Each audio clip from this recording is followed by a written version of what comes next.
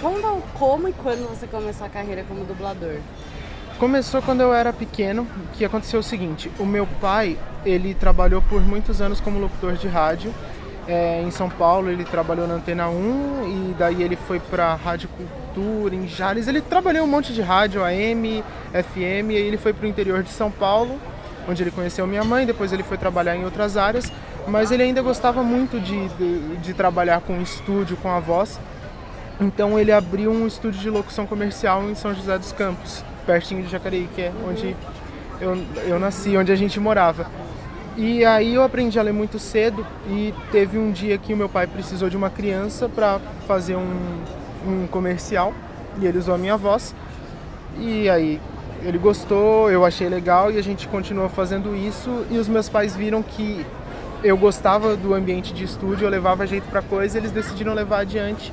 E a gente foi pesquisando os estúdios de São Paulo, isso foi em 2002, 2003, na época que o Google nem existia direito, a gente pesquisava os endereços dos estúdios pelo KD e a gente veio para São Paulo e eu comecei a fazer estágio em alguns estúdios, mas por pouco tempo, porque indicaram pra gente, falaram que a gente deveria ir atrás de algum curso de dublagem e a gente foi na Lip Sync, que era o estúdio do Hermes Baroli.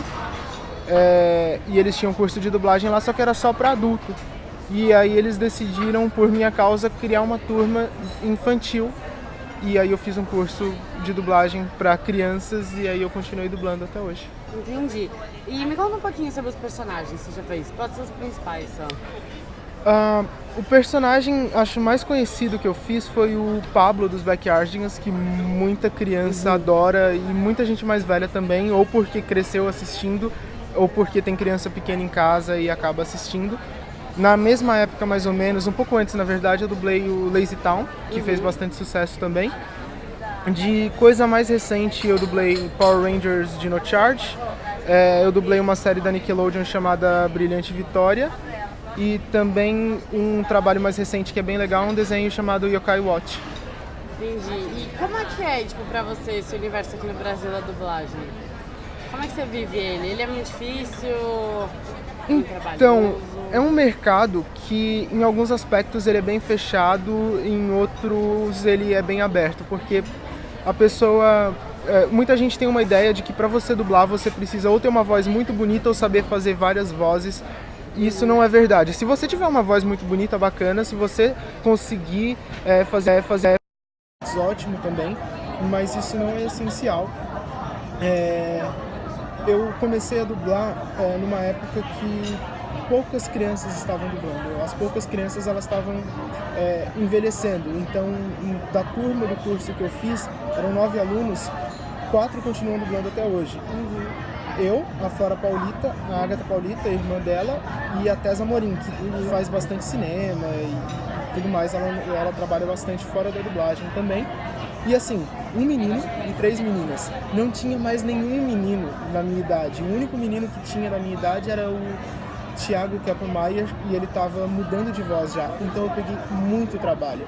Então, sobre o mercado ser aberto ou fechado depende muito da época e de como você está entrando. Varia bastante. Não tem exatamente uma regra. Tem gente que passa bastante tempo fazendo trabalhos pequenos até conseguir pegar alguma coisa grande. Tem gente que dá uma sorte ou encontra alguma oportunidade de começar fazendo trabalhos grandes pouco tempo depois de começar. Então não existe regra, obviamente. E tipo, você tem alguma dica pra quem tem vontade de fazer? Eu tenho vontade de dublar. A pessoa precisa ser muito persistente para ter essa compreensão de que não necessariamente as coisas vão acontecer da noite pro dia para ela. É muito importante isso. A pessoa precisa ter uma leitura muito boa, tem que ler bastante mesmo. A pessoa tem que treinar bastante a interpretação, que todo dublador é ator. A gente precisa ter o registro profissional de ator para dublar e tudo mais.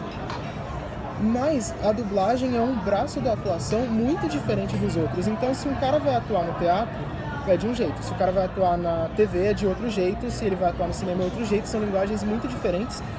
E na dublagem a pessoa tem que estar preparada para tudo, porque a gente vai dublar de tudo. No teatro, no cinema ou na TV você tem alguns meses para você se preparar, para conhecer o personagem. Na dublagem, às vezes, você vai dublar 2, 3, 4, 5 coisas diferentes no mesmo dia, sem nem saber o que você vai gravar até você chegar no estúdio. Então é um ritmo muito diferente de atuação, então a pessoa tem que estar preparada para ser versátil. É uma versatilidade diferenciada da versatilidade que você precisa ter em outros braços da atuação.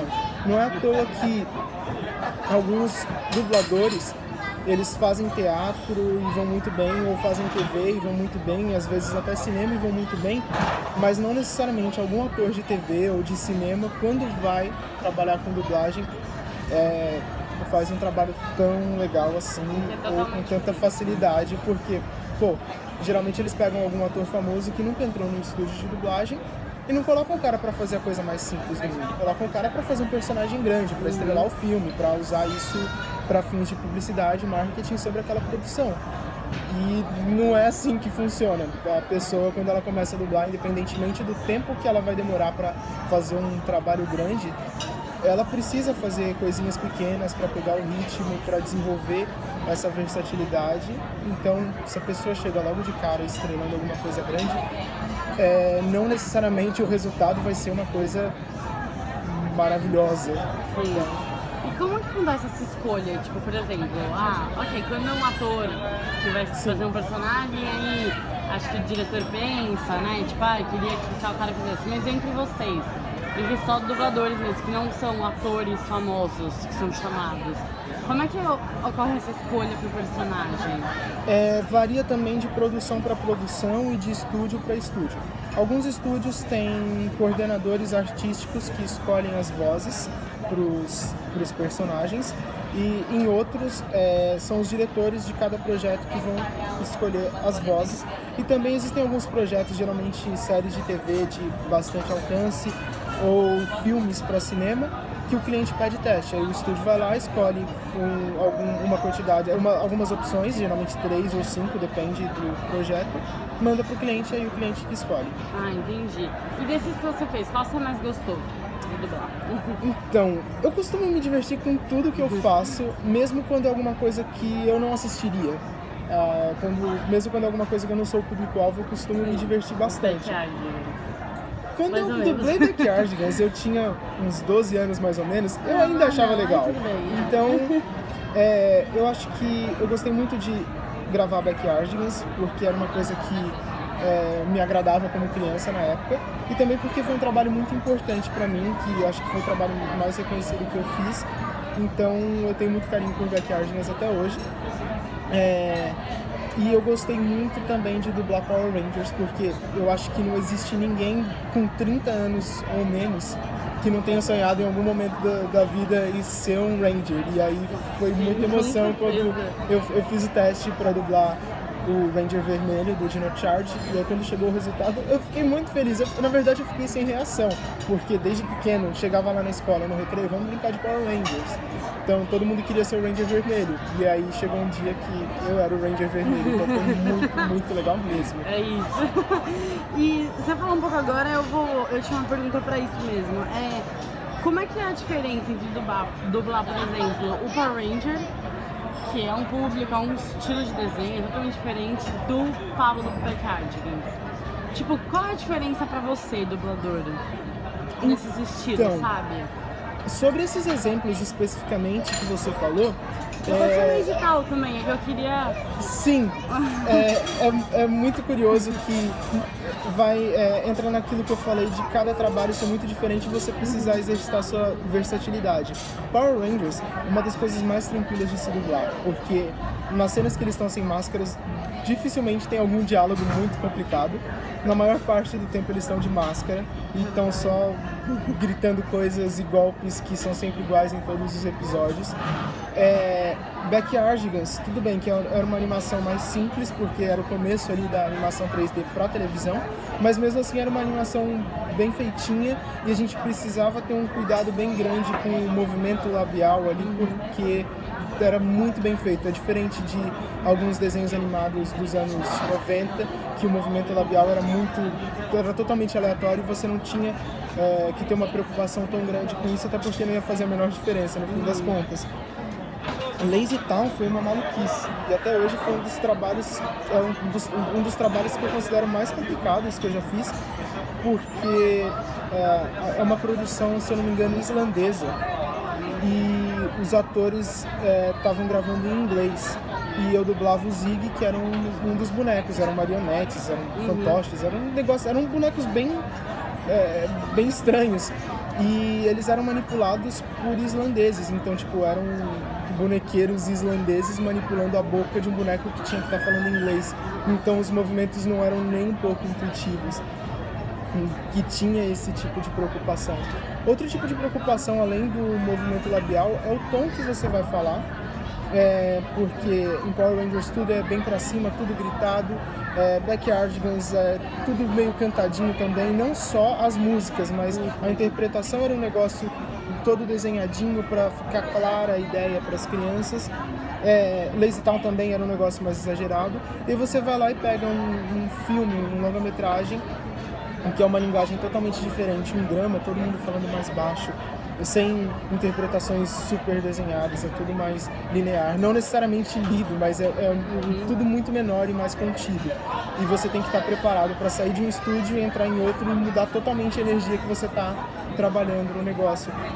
Teve um momento assim, uns anos atrás, quando eu comecei a dublar a primeira temporada que eu fiz de Power Rangers, que eu dublei 2 temporadas, e eu tava dublando uma série chamada Wayward Pines, que eu dublava um menino que era todo triste, introspectivo e depressivo, que ele tava cheio de problemas na família.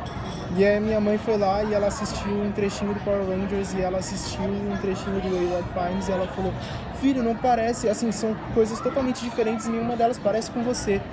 E aí eu pensei, caramba, que bom, esse é um dos melhores elogios que eu posso receber, porque significa que eu fiz meu trabalho direito, que não dá pra reconhecer o que está acontecendo ali.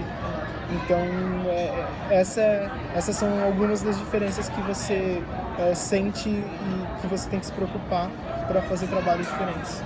E você tem, eu não sei nem se você pode falar, mas tem algum trabalho futuro já, que você tem alguma coisa que você já sabe?